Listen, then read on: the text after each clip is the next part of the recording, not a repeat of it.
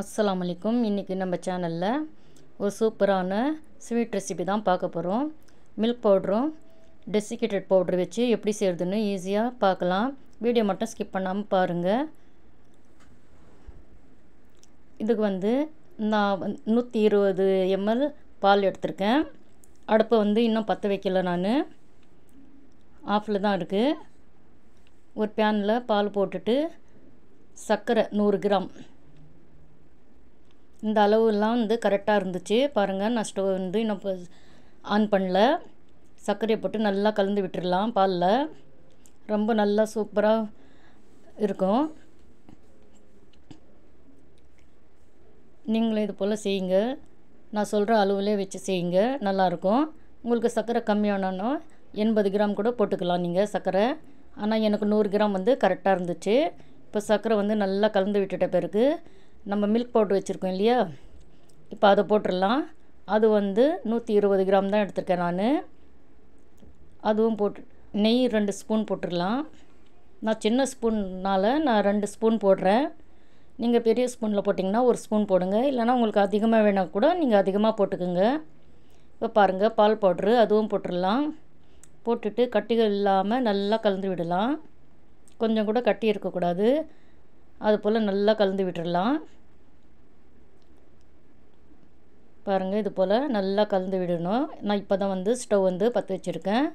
Low ஃப்ளேம்லேயே வச்சுருக்கேன். ரொம்ப ஹையாக வச்சோன்னா தீஞ்சிடும். அதனால் லோ ஃப்ளேம்லேயே வைக்கலாம். இப்போ பாருங்கள், நல்லா இது போல் கலந்து விட்டுட்டே இருந்தால் அந்த நெய் எல்லாம் உருகிடுச்சு. பாருங்கள், நம்ம கொஞ்சம் கூட கை விட்டோன்னா அடி பிடிச்சிடும். இப்போ ஓரளவுக்கு ரெடி ஆகிடுச்சு. அது டெசிகேட்டட் பவுட்ரு 120 கிராமு அதுவும் போட்டுட்டு நல்லா குக் பண்ணலாம். பாருங்கள், நல்லா குக் பண்ணணும். இது கெட்டியாக வரணும். அது வரல நம்ம நல்லா கலந்து விடலாம். ஈஸி தான், கொஞ்சம் நேரத்துலேயே பண்ணிடலாம். பசங்க ஸ்வீட் கேட்கும்போது நம்ம இது போல் செஞ்சு கொடுக்கலாம். வீட்டில் இருக்க பொருளே வச்சு ஈஸியாக பசங்களுக்கு ஸ்வீட் செஞ்சு கொடுக்கலாம். விருந்தாளி வந்தாலும் அவங்களுக்கும் நம்ம செஞ்சு கொடுக்கலாம். யாருக்கு நான் எடுத்துன்னு போனாலும் நம்ம இது போல் செஞ்சு எடுத்துகிட்டு போகலாம். பாருங்கள், சூப்பராக ரெடி ஆயிடுச்சு. இந்த அளவுக்கு வரணும். இந்த அளவுக்கு வந்த பிறகு நம்ம ஒரு ட்ரேக்கு மாற்றிடலாம். நான் ஏற்கனவே ட்ரேயில் நெய் தடவி வச்சுருக்கேன். ஒரு 10-15 நிமிஷத்துலேயே நம்மளுக்கு ரெடி ஆகிடும். பாருங்கள், இந்த அளவுக்கு வந்த பிறகு நான் ஒரு ட்ரேயில் மாற்றிடுறேன். நான் இதில் கொஞ்சமாக தான் போடுறேன். இன்னொன்றுத்தில் நான் கொஞ்சம் கலர் பவுட்ரு போட போகிறேன். பாருங்கள், இது போட்டு நல்லா சமப்படுத்திக்கலாம். ஒரு நெய் தடவின ஸ்பூன் எடுத்து இது போல் நல்லா சமப்படுத்திக்கலாம். பாருங்கள், எவ்வளோ சூப்பராக வந்திருக்குன்னு.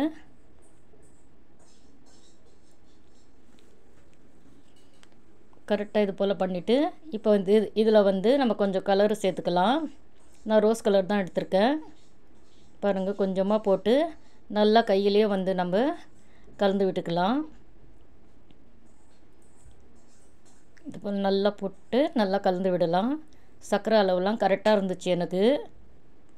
ஏன்னா ஏற்கனவே மில்க் பவுடரில் சர்க்கரை இருக்கும் இல்லையா, அதனால் நான் 100 கிராம் போட்டேன். எனக்கு கரெக்டாக இருந்துச்சு.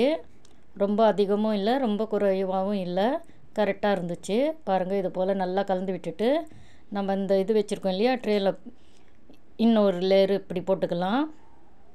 போட்டுட்டு அதுவும் சமப்படுத்திக்கலாம். இது போல் போட்டுட்டு ஒரு ஸ்பூனை வச்சோ இல்லை ஆச்சலாக வச்சோ நம்ம சமப்படுத்திக்கலாம். பாருங்கள், இது போல் செஞ்சுட்டு ஒரு மணி நேரம் இல்லை 1.5 மணி நேரம் அப்படியே நம்ம விட்டுடலாம். நான் 1.5 மணி நேரத்துக்கு அப்புறம் தான் நான் எடுத்தேன். பாருங்கள், உங்களுக்கு வேணும்னா இது மேலே சில்வர் பேப்பர் கூட போட்டுக்கலாம். நல்லா ஆறின பிறகு நம்ம இப்போ பார்க்கலாம். 1 மணி நேரம் இல்லை 2 மணி நேரம் கூட விடுங்க. நல்லா சூப்பராக கட் பண்ண வரும். அவ்வளோ சூப்பராக இருந்துச்சு. பாருங்கள், இப்போ 1.5 மணி நேரம் வச்சுருந்தேன் நான். இப்போ கட் பண்ணலாம். கத்தியில் கொஞ்சம் நெய்யை தடவிக்குங்க.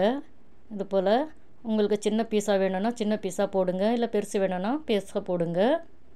நான் இது போல் தான் போடுறேன். பாருங்கள், சூப்பராக ரெடி ஆயிடுச்சு. கோகோனட் பர்ஃபி. அவ்வளோ சூப்பராக இருந்துச்சு சாப்பிட்றதுக்கு. நீங்களும் இது போல் பசங்களுக்கு செஞ்சு கொடுங்க, வீட்டில் செஞ்சு கொடுங்க. எல்லாம் உங்களை பாராட்டுவாங்க. நல்லா சூப்பராக வந்திருக்கு பாருங்கள், எவ்வளோ அருமையாக இருக்குன்னு. இப்போ வந்து ஒரு தட்டுக்கு மாற்றிடலாம் நம்ம இதை. பாருங்கள், சூப்பராக coconut milk powder barfi ready ஆயிடுச்சு. நீங்களும் இது போல் செஞ்சு பார்த்துட்டு எப்படி வந்திருக்குன்னு எனக்கு கமெண்ட்ஸில் சொல்லுங்கள். லைக் பண்ணுங்கள், ஷேர் பண்ணுங்கள், கமெண்ட் பண்ணுங்கள். மறக்காமல் சப்ஸ்கிரைப் பண்ணிக்கோங்க. உங்கள் ஃப்ரெண்ட்ஸுங்களுக்கும் ஷேர் பண்ணி விடுங்க. பக்கத்தில் இருக்க பெல் ஆலுன்னு கொடுத்தீங்கன்னா நம்ம போடுற வீடியோ உங்களுக்கு நோட்டிஃபிகேஷனாக வரும். தேங்க்யூ.